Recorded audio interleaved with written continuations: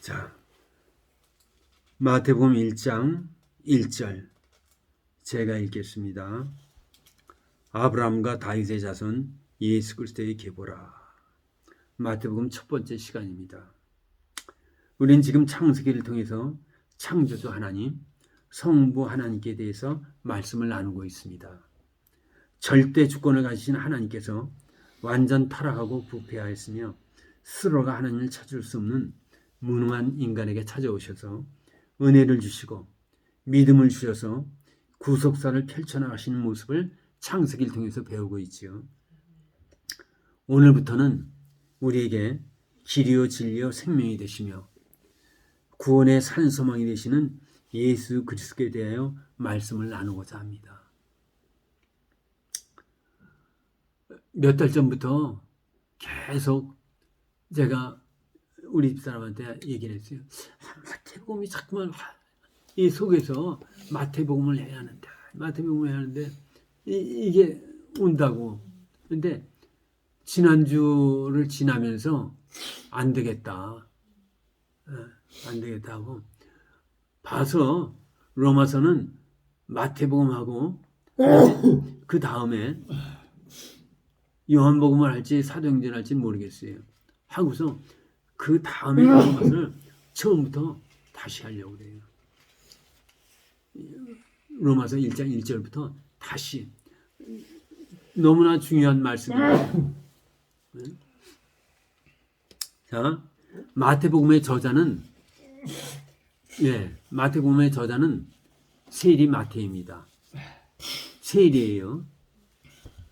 세리는 유대인들에게는 굉장히 부정적인 의미로 각인되어 있습니다. 죄인이나 창기들과 같은 불의의 사람으로 취급당하였습니다. 세리는 사회에서 버림받은 자로서 혐오의 대상이었어요. 세금 걷는 사람이잖아요. 예? 세금 걷는 사람. 예. 그러니까 세금 걷는 사람이니까 로마 관청에 소속돼 갖고 세금을 걷어서 그들한테 주는데 봉급이 자기가 작으니까 자기 마음껏 요령껏 많이 걷어갖고 정부에 바칠 건 바치고 나머지 건 자기가 가졌다는 얘기예요. 그러니까 삭개오가 내가 남의 것을 착취했으면 4배를 갚겠습니다 하는 게 그 얘기예요. 율법에 남의 것 훔치면 4배를 갚으라고 그랬으니까 그 말씀에 따라서 유대인들은 세리를 살인자와 같은 부류로 취급했으며 회당에 들어갈 수 없다고 그렇게 돼 있어요. 회당에서 안 받아줬대요. 너 같은 자는 안 돼 하고 이렇게 받았대요. 그러한 마태가 세리 마태가 예수님의 12사도 중에 한 사람이 되었으며 사복음서의 한 권인 마태복음의 저자가 되었다는 것은 오직 하나님의 은혜의 결과라는 말 외에는 설명할 길이 없습니다. 그렇지요? 세리 마태는 유대인들이 회당에서 말씀을 나누고 하는데 세리가 오면은 너는 안 돼 하고 쫓아냈던 사람이에요. 그러한 사람이 12제자 중에 한 사람이 되고 마태복음의 저자가 됐다는 건 이건 하나님의 은혜가 아니고는 불가능하다는 얘기죠. 신앙은 죄인된 나에게 은혜를 주시는 하나님을 바라보는 것이 신앙입니다. 아멘. 저는 가끔가다 그런 적을 해요. 하나님, 내가 어떻게 이런 말씀을 전할 수 있는 자가 됐습니까? 내가 어떻게 만군의 하나님 앞에 앉아서 이렇게 모든 사람이 잠잘 때 기도를 할 수 있는 사람이 됐습니까? 감사합니다. 감사합니다. 그 기도를 갖다 많이 해요. 나 같은 죄인이에요. 똑같은 죄인인데 구원받은 죄인일 뿐인 거죠. 그리고 그 구원의 감격이 너무 크기 때문에 이렇게 전하는 거예요. 자, 1절. 아브라함과 다윗의 자손 예수 그리스도의 계보라. 계보는 개혁 성경, 그러니까 먼저 성경에서는 세계라고 되어 있습니다. 아브라함과 다윗의 자손 예수 그리스도의 세계라 그랬는데 그 말 뜻은 족보라 그렇게 생각하면 됩니다. 족보. 마태복음은 신약 27권 중에서 자, 구약은 몇 권이에요? 39권입니다. 꼭 아셔야 돼요. 39 곱하면 27. 27이죠. 신약은 27권. 그래서 3구는 27 이렇게 외우면 됩니다. 3구는 27. 신약 27권 중에서 첫 번째 책으로 1장 1절은 첫 번째 구절이에요. 신약에. 그 내용은 예수 그리스도께서 아브라함과 다윗의 자손이라고 말씀하고 있습니다. 이 말씀의 첫 번째 의미는 구약과 신약은 별개가 아니라 연속이라는 얘기예요. 이해하시겠습니까? 어떤 신학자가 얘기했습니다. 신약은 구약 속에 감추어져 있고 구약은 신약 속에 녹아져 있다. 그러니까 절대로 신약과 구약이 별개로 할 수 없다는 얘기예요. 그래서 제가 말씀을 전할 때 그 창세기 하면서 신약을 많이 인용하지요. 그러니까 다 연관되어 있는 거예요. 다. 그러니까 신약 따로 구약 따로 아니에요. 구약 모르고 신약만 하면 안 돼요. 두 번째, 첫 번째는 신약과 구약은 그 구약과 신약은 별개가 아니라 연속성이 있다. 두 번째, 1절의 그 의미. 예수 그리스도께서는 언약의 후손으로 오셨으며 언약을 성취하기 위해서 오신 분이라는 얘기입니다. 언약의 후손으로 오시고 언약을 성취하기 위해서 오신 분이다. 이건 나중에 한번 또 이렇게 보세요. 유대인들에게서 위대한 인물 몇 명이 있죠. 첫째가 아들을 갖다 하나님 앞에 번제로 드렸던 아브라함이에요. 믿음의 조상이라고 한 아브라함. 그 다음에 이스라엘 백성들을 애굽으로부터 인도해낸 출애굽시킨 모세. 세 번째는 그 작은 그 이스라엘 나라 전체 크기가 강원도 크기만 하다고 그래요. 그런데 다윗이 왕일 때는 그 주위 나라가 모두가 다 조공을 드렸어요. 그러니까 막강한 왕이었다는 얘기죠. 그래서 많은 그 이스라엘 백성들이 유대인들이 다윗의 후손이 오면은 우리를 이방인의 압제로부터 건져주실 것이다. 그리고 저 이방 나라들을 혼내줄 것이다. 그래갖고 메시아 고대 사상인데 왕으로 오실 메시아를 갖다 기다린 거예요. 네 번째 인물이 누구냐면은 엘리야. 병거 타고 하늘로 올라간 이 땅에서 죽지 않고 하늘로 그냥 들림받은. 그래서 이스라엘 백성들한테 그렇게 위대한 조상들인데 모세는 자기를 갖다 선지자라고 했기 때문에 모세와 엘리야는 선지자라서 빠지고 아브라함과 다윗은 하나님께로부터 언약을 받은 언약의 당사자예요. 언약의 당사자. 자, 아브라함에 대해서 우리 많이 했지요. 창세기 12장 1절부터 3절까지 하나님께서 땅을 약속하시고 씨를 약속하시고 그 다음에 복의 근원이 될 걸 갖다 약속하셨습니다. 아브라함한테. 창세기 12장 7절에서는 뭐라고 했냐면 내가 이 땅을 내 자손에게 주리라. 하나님이 계속해서 아브라함에게 찾아오셔갖고 약속의 말씀을 주시는 거예요.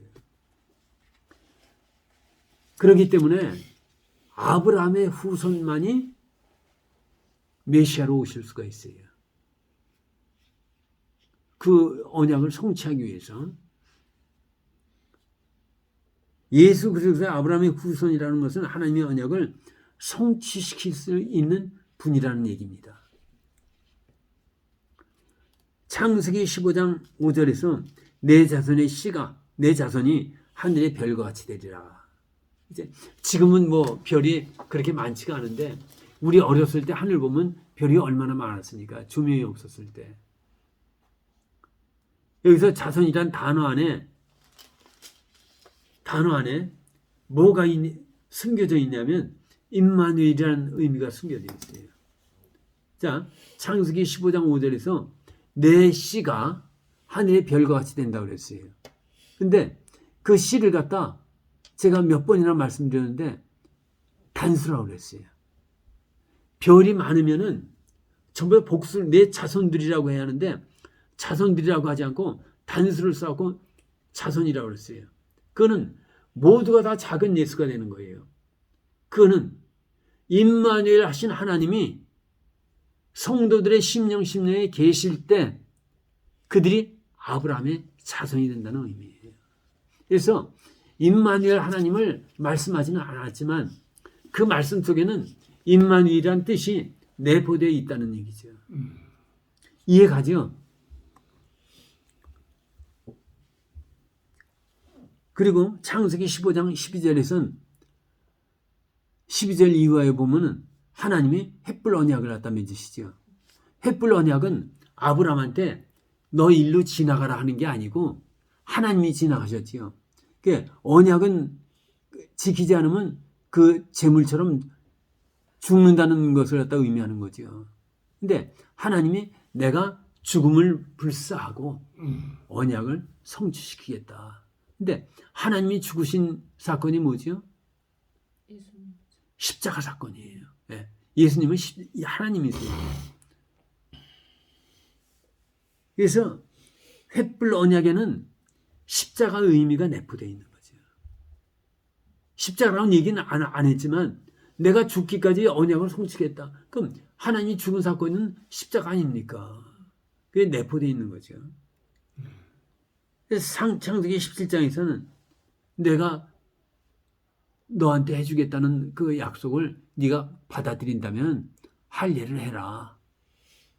그래서 그것이 할례가 영원한 언약의 표징이라고 그랬어요. 아브라함이 할례를 갖다 받았어요. 그리고 하나님께서 약속하신 모든 언약이 성취될 걸로 믿었다는 얘기예요. 그렇기 때문에 예수 그리스도는 반드시 아브라함의 후손으로 오셨어야 됐어요. 다윗의 언약은 사무엘하 7장 우리 한번 펴보죠. 사무엘하 7장 구약 성경 472페이지 472페이지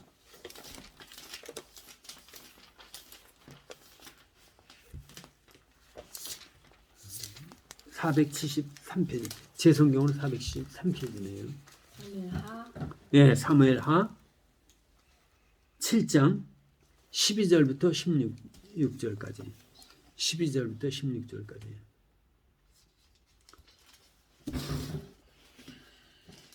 제가 한번 이렇게 읽으면서 말씀을 나누겠습니다. 내 소환이 차서 내 조상들과 함께 누울 때 내가 내 몸에서 날 내 씨를 내 뒤에서요 그의 나라를 견고하게 하리라. 가깝게는 솔로몬을 갖다 통해서 이루어졌지만 멀리는 이제 예수 그리스도를 통해 갖고 완전히 이루어집니다. 그는 내 이름을 위하여 집을 건축할 것이요. 솔로몬이 성전 지었지요. 그러나 영원한 성전은 누가 지었어요? 예수님은 성전으로 오셨어요. 분명히 제가 이거 드린 말씀이 있는 건 모르겠는데 말씀이 육신이 되어 우리 가운데 거하심에 그랬지요. 거기서 우리 가운데 거하심에가 장막의 거하심이라는 뜻이에요. 헬라어로. 헬라어 그 원문으로 하면은 우리 가운데 거하심이 장막으로 오셨다는 뜻이에요. 그 무슨 장막으로 오셨어요? 하나님의 영을 모신 장막. 하나님을 모신 장막으로 오셨다는 얘기예요. 그는 내 이름을 위하여 집을 건축할 것이요 나는 그의 나라의 왕위를 영원히 견고하게 하리라. 나는 그에게 아버지가 되고 그는 내게 아들이 되리니 그가 만일 죄를 보면 내가 사람이 매와 인생의 채찍으로 징계하려니와 내가 내 앞에서 물러가게 한 사울에게서 내 은총을 빼앗은 것처럼 그에게서 빼앗지는 아니하리라. 16절이 중요해요. 16절. 내 집과 내 나라가 내 앞에서 영원히 보존되고 내 왕위가 영원히 견고하리라. 이것은 솔로몬의 후손들은 어떻게 했어요? 나라를 빼앗기고 막 그랬지요. 근데 예수님의 후손들은 빼앗기지 않는 거죠. 예, 승리하는 거죠. 계속 처음엔 12제자였는데 지금 세계가 10억 단위 아닙니까? 가장 많은 그 기독교인이 많다고 하는데 그 정도로 지금 퍼졌단 말이에요. 점점 확장되는 거죠. 그래서 유대인들이 목매어 기다리던 메시아는 반드시 다윗의 후손으로 오셨어요. 창세기 11장에서도 그렇고 이세씨라고 그러는데 씨가 나타나서 이제 다윗 이세씨는 그 다윗을 갖다 얘기하는데 그런 씨가 또 나타나고 우리를 구원할 거를 갖다 계속 말씀하고 있어요. 이사에서 여러 군데 하는데 너무 다 찾을 수가 없고 그래서 유대인들이 목매어 갈망하던 메시아는 반드시 다윗의 후손으로 오셨어야 했어요. 그래서 바벨론의 포로로 잡혀갈 때부터 그 전에 아수르 애굽의 침범을 받으면서 이스라엘 유대인들이 목매어 기다리는 사람이 누구냐면 다윗의 후손으로 오실 분이 우리를 구원하실 것이다. 저 못된 놈들을 다 무찌르고 우리나라 갖다 든든히 할 것이다. 그러다 기다렸다는 얘기예요. 예수 그리스도께서는 하나님께서 다윗에게 약속하신 언약을 성취하기 위한 수혜자로 오셨다는 얘기예요. 자, 세 번째 마태복음은 저자 마태가 유대인을 대상으로 쓴 책이에요. 유대인들은 지금 그 이사야 선지자부터 계속 왕으로 오실 메시아를 갖다 생각했거든요.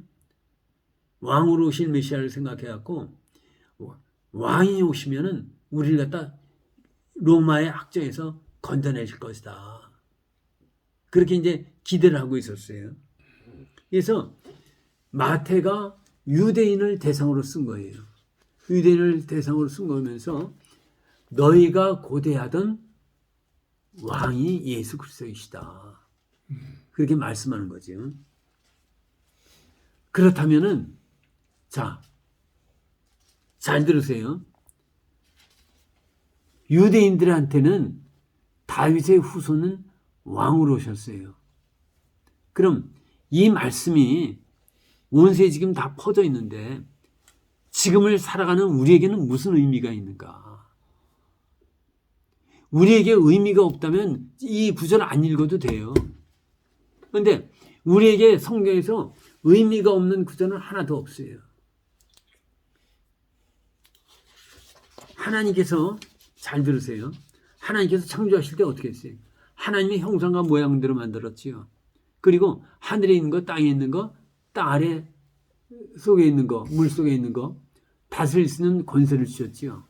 그래갖고 인간 창조에서 가장 큰 특징은 하나님의 형상과 모양이고 권세예요. 그런데 아담과 하와가 타락하면서 어떻게 됐습니까? 하나님의 형상과 모양이 깨져버렸어요. 깨져버리고 뭐가 됐냐면 종의 형상을 가지게 돼요. 마귀의 형상을 갖게 됐어요. 요한복음 8장 44절에 그렇게 되어 있어요. 너희 아비 마귀라고 그랬으니까. 예수님이 그 바리새인들한테 너희 아비 마귀라고 그랬어요. 그러니까 그들은 뭐 마귀의 자녀라는 얘기예요. 하나님의 형상과 모양을 가진 것이 아니라 마귀의 형상과 모양을 가진 거죠. 그리고 권세를 다 빼앗겼어요. 누가복음 4장에 보면은 마귀가 예수님을 시험할 때 4장 6절에서 그래요. 만국 영광을 보여주면서 내가 나한테 절하면 이 영광은 나한테 넘겨준 것이므로 넘겨줬다고 마귀가 그렇게 얘기해요. 예, 마귀가 넘겨준 것인데 내가 너한테 다 주겠다. 그러니까 예수님이 다만 주 하나님만 섬기라고 하셨다 하면서 물리쳤지요. 근데 마귀에게 넘겨준 자가 누굽니까? 아담이죠. 아담이에요, 아담. 그러니까 아담은 형상과 모양도 깨졌을 뿐 아니라 권세까지 다 빼앗긴 거예요. 그래서 예수님은 왕권을 갖고 오셨어요. 왕권을 갖고 오셨는데 예수님은 생명의 씨로 오셨어요. 나는 길이요 진리요 생명이니 그랬지요. 그리고 요한복음 1장에서 아까도 말씀드렸지만 태초에 말씀이 계시니라. 이 말씀이 하나님과 함께 계셨으니 이 말씀은 곧 하나님이시니라. 태초에 그가 하나님과 함께 계셨고 만물이 그로 말미암아 지은 바 되었을 때 지은 것이 하나도 그가 없이는 된 것이 없느니라. 4절에 뭐라고 되어 있냐면 그 안에 생명이 있었으니 예수님 안에 생명이 있었다는 얘기예요. 이 생명은 사람들의 빛이다. 어둠 속에 방황하는 사람들에게 생명의 빛으로 오시고 그걸 갖다 요한복음 1장 12절에서는 뭐라고 하냐면 영접하는 자 곧 그 이름을 믿는 자에게는 하나님의 자녀가 되는 권세를 주셨으니 그랬어요. 하나님의 자녀는 생명의 자녀예요. 빛의 자녀고. 그러니까 예수 그리스도는 마귀의 형상을 가진 우리에게 하나님의 형상을 갖다 회복시켜 주시고 그리고 빼앗겼던 권세를 갖다 회복시켜 주시기 위해서 오신 분이라는 얘기죠. 복음이 가장 중요한 게 두 가지 딱 제가 말씀드렸죠. 십자가와 임마누엘이에요. 그래서 이제 다음 시간에 나오겠지만은 임마누엘이 뭔가? 임마누엘 하신 하나님 그분이 어떤 분인가? 예수님은 임마누엘이라는 이름으로 오셨다는 얘기예요. 그걸 갖다 우리가 배워나가야 한다는 거죠. 배워나가면서 그분이 나와 함께 계신다는 얘기예요.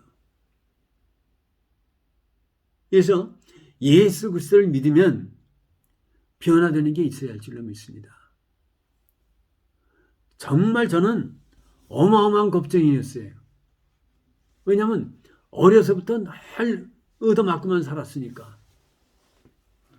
누굴 때려본 적이 없고 그래서 겁쟁이고 늘 피해의식에 있었고 이랬는데 정말 하나님을 믿으면서 완전히 하나님이 이렇게 손바닥을 갖다 이렇게 바꾸듯이 완전히 바꿔버렸어요.